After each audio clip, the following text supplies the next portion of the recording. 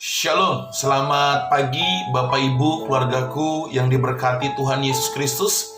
Firman Tuhan pagi ini saya ambil dari Injil Lukas pasal 1 ayatnya yang ke-18 sampai 20. Demikian firman Allah.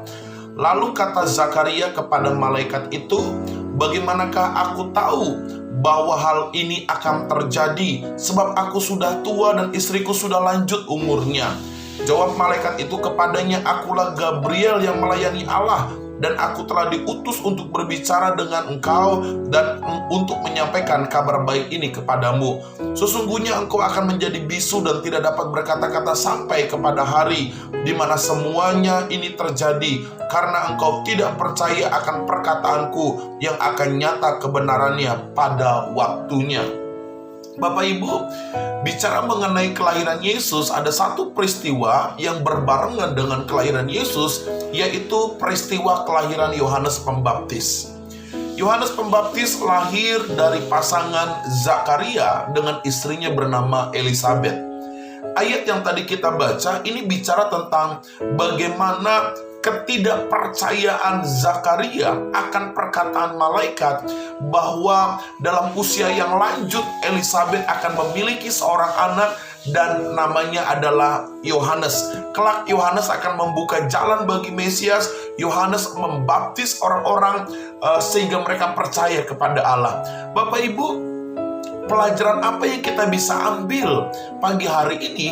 Saya mendapati saudara, ada satu pelajaran penting tentang bagaimana kehidupan Zakaria yang tidak mempercayai perkataan firman Allah.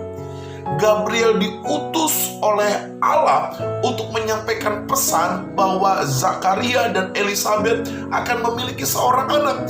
Dikatakan di ayat 18, "Bagaimana aku tahu bagaimana hal itu bisa terjadi?" Ada satu keraguan, ada satu ketidakpercayaan Zakaria kepada perkataan malaikat. Bapak Ibu, ini pelajaran penting bagi kita. Seringkali kita meragukan firman Allah, seringkali kita tidak percaya kepada perkataan firman Allah. Karena kenapa saudara? Karena firman Allah hanya masuk ke dalam dimensi pikiran kita. Padahal kalau kita melihat siapa Zakaria, Lukas pasal 1 ayat 5 dikatakan, pada zaman Herodes Raja Yudea adalah seorang imam yang bernama Zakaria. Zakaria bukan orang yang tidak ngerti firman Allah. Dia ngerti hukum Taurat, dia imam, saudara. Tetapi ketika malaikat menampakkan diri kepada Zakaria, ketika Gabriel berbicara kepada Zakaria, ketidakpercayaan itu muncul, saudara.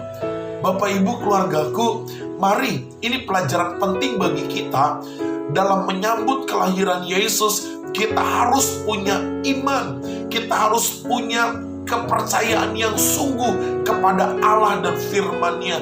Jangan seperti Zakaria. Akibatnya apa saudara? Sehingga Gabriel katakan, "Engkau akan menjadi bisu dan tidak dapat berkata-kata sampai kepada hari," dan seterusnya.